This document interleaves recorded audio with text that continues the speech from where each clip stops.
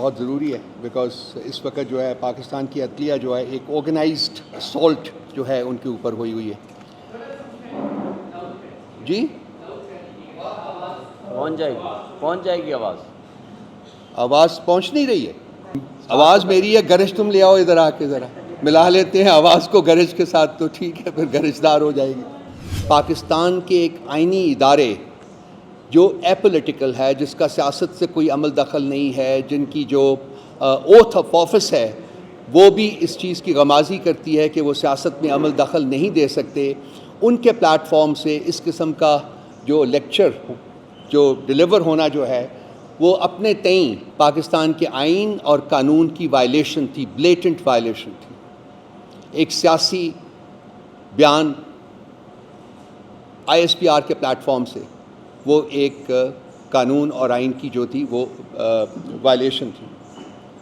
یہ ایسا بیان نہیں آنا چاہیے تھا, خاص کر جب کہ ایک پولیٹیکل پارٹی کو, پاکستان تحریک انصاف کو شروع سے آخر تک نشانہ بنایا گیا اور ان کو ایک انتشاری گروہ کے نام سے تشبیہ دی گئی. یوم سیاہ کی معرفت سے دوستو, میں یہ ملک کی تاریخ جو ہے نا وہ ایسے بہت سارے انسیڈنٹ سے رقم ہے جو اصل حقیقت میں یوم سیاہ کے طور کے اوپر منائے جانے چاہیے.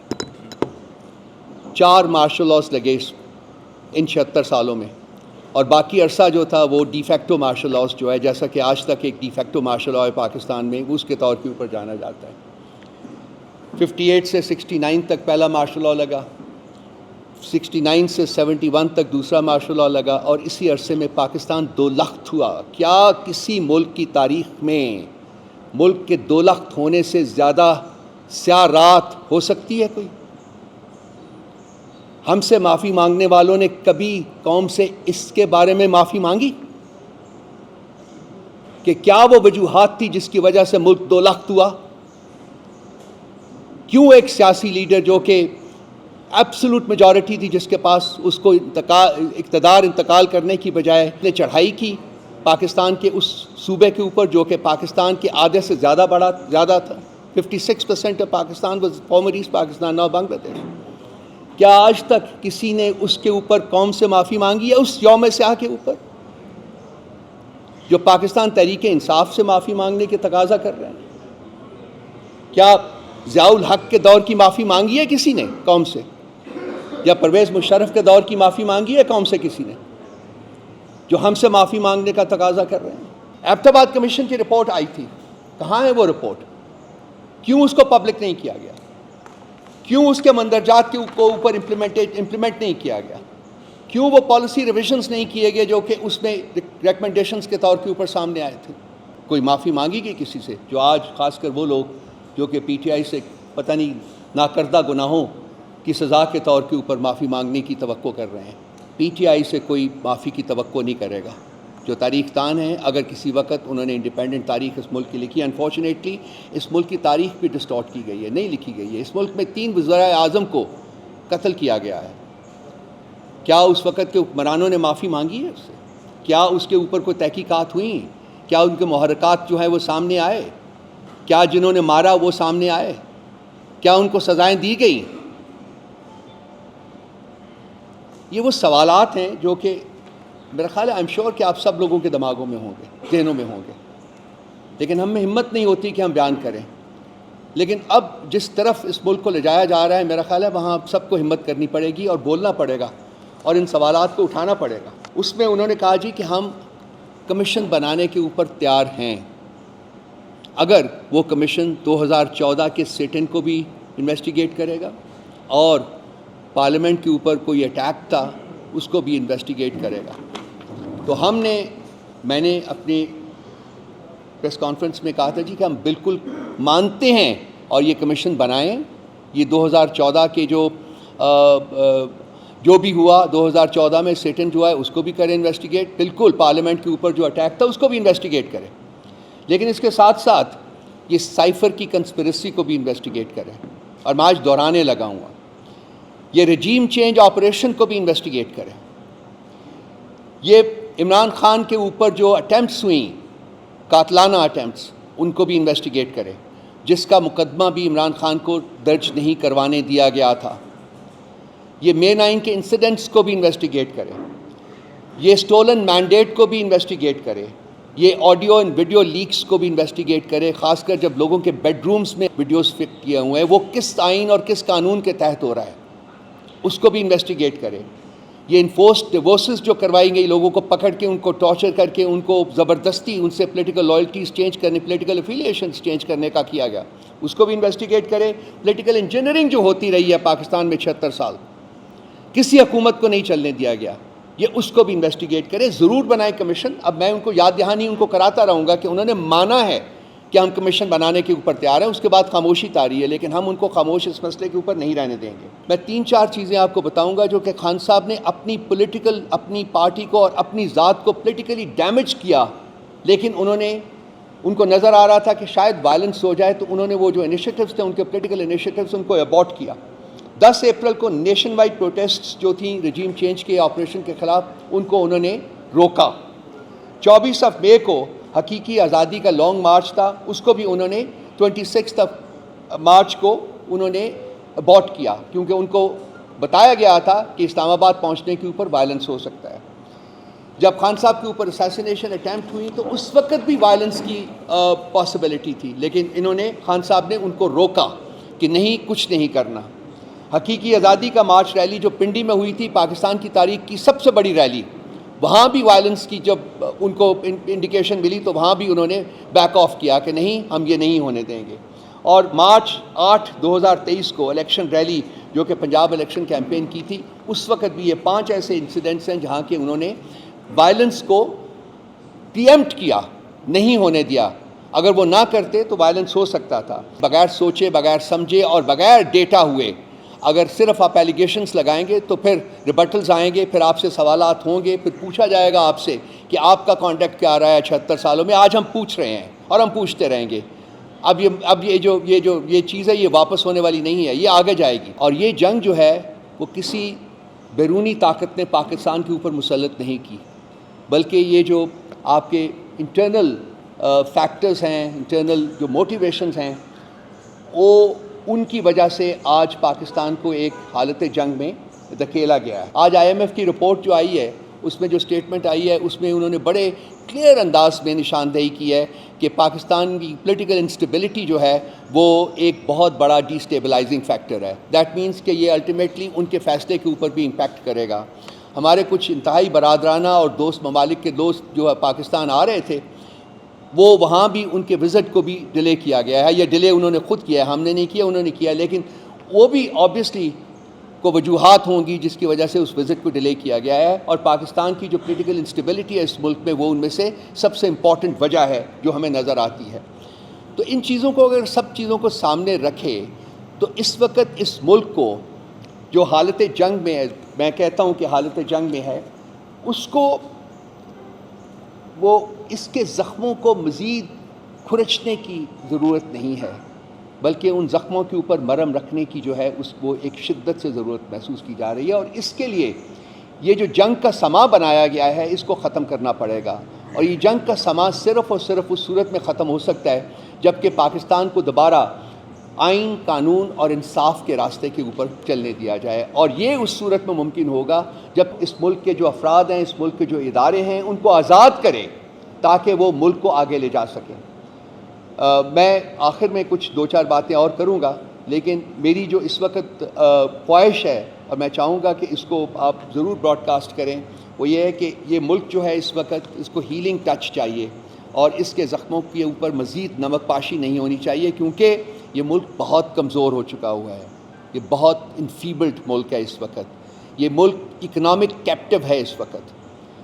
جو دنیا میں $1 بلین کے لیے یہ اپنا کشکول لے کے بیٹھے ہیں, اپنے دوست ممالک کے اور انٹرنیشنل انسٹیٹیوشنز کے دروں کے اوپر بیٹھے ہوئے صرف بھیک مانگ رہے ہیں, اور اس وقت کوئی پاکستان کو بھیک بھی دینے کے لیے تیار نہیں ہے. اس حالت کے اوپر کس نے پہنچایا ہے اس ملک کو 2 سال میں؟ کیوں پہنچایا ہے؟ کیا ان کے مقاصد ہیں؟ لیفٹیننٹ جنرل طارق خان نے ابھی ایک آرٹیکل لکھا ہے, آپ کی نظر سے گزرا ہوگا. وہ انہوں نے بالکل کلیم کیا ہے with data and other factors کہ Pakistan is being push towards denuclearisation. That means کہ جی آپ کے جو نیوکلیئر ایسٹس ہیں ان کو کمپرومائز کرنا پڑے گا. آپ اپنے ملک کے ایسٹس تو بیچ رہے ہیں. ہر ایسٹ اس وقت جو ہے وہ اپ فار سیل ہے, ہر ایسٹ, تاکہ آپ 1-2-3 بلین ڈالرز اور اکٹھے کر کے ملک کو اور 2-4-6 مہینے کے لیے چلا سکیں. لیکن یہ ملک نہیں چلے گا ایسے, یہ نہیں چل سکتا ایسے.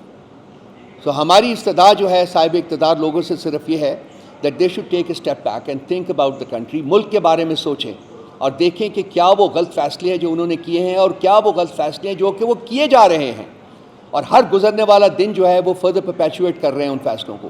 یہ پرپیچویشن کا پروسیس اگر جاری رہا تو ملک جو ہے وہ کھوکھلا تو ہو چکا ہوا ہے, وہ خدا نہ کرے وہ بالکل جو ہے وہ ڈس فنکشنل ہو جائے گا.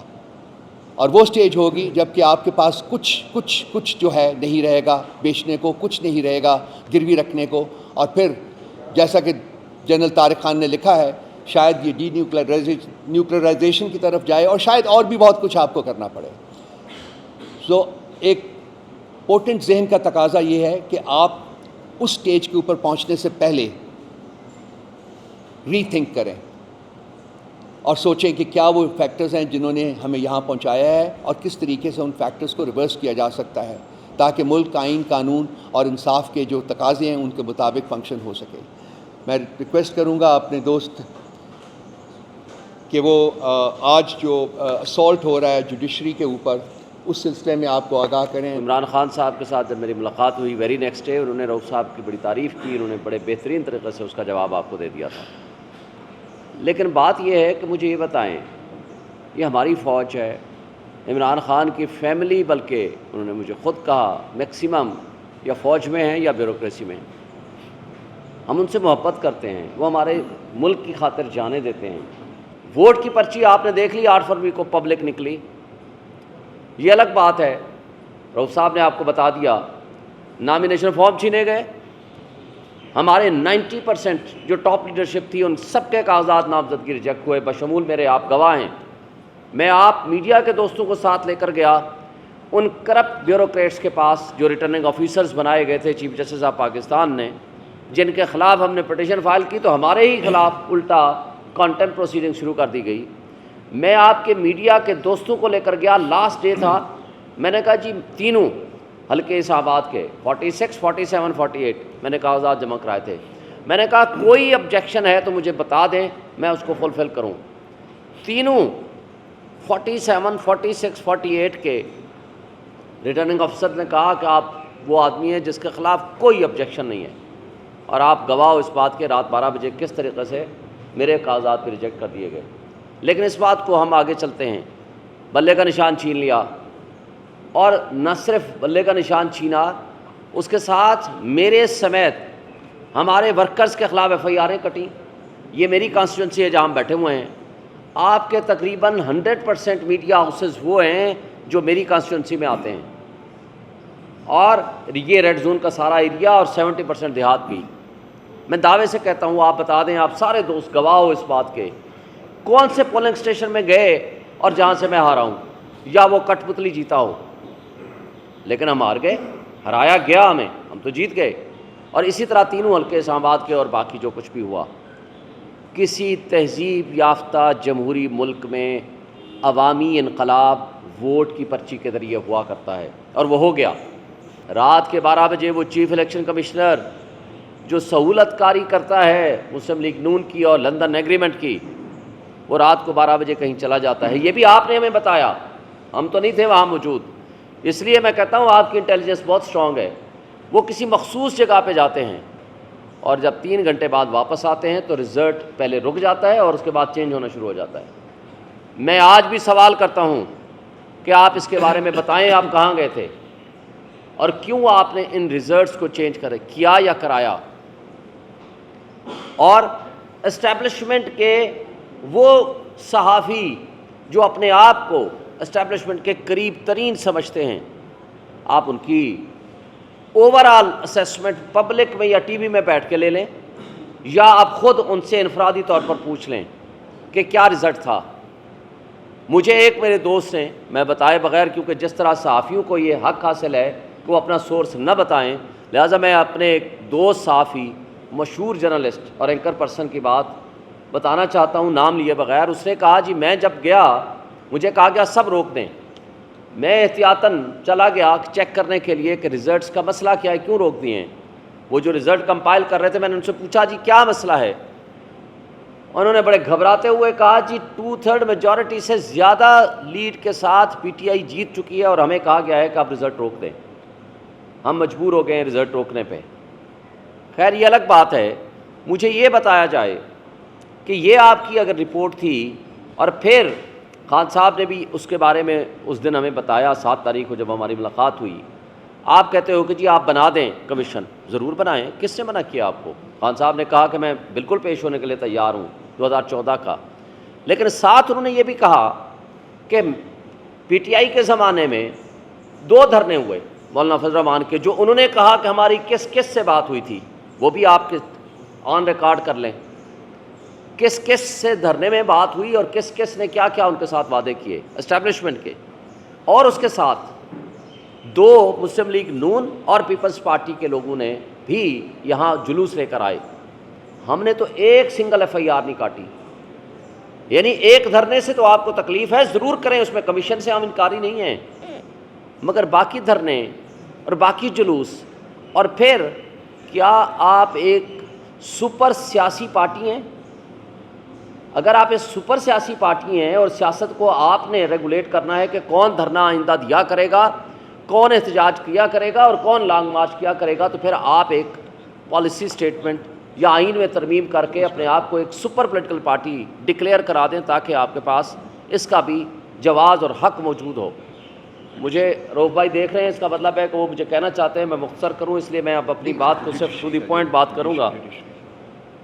اب میں آگے چلنا چاہتا ہوں کہ اس وقت سب سے پہلا مطالبہ میں chief justice Lahore high court سے کروں گا کہ آپ کے لاہور کے وکلاء کے مسائل کو حل کرنا آپ کی سب سے پہلی اور بنیادی ذمہ داری ہے, اور آپ حل کریں.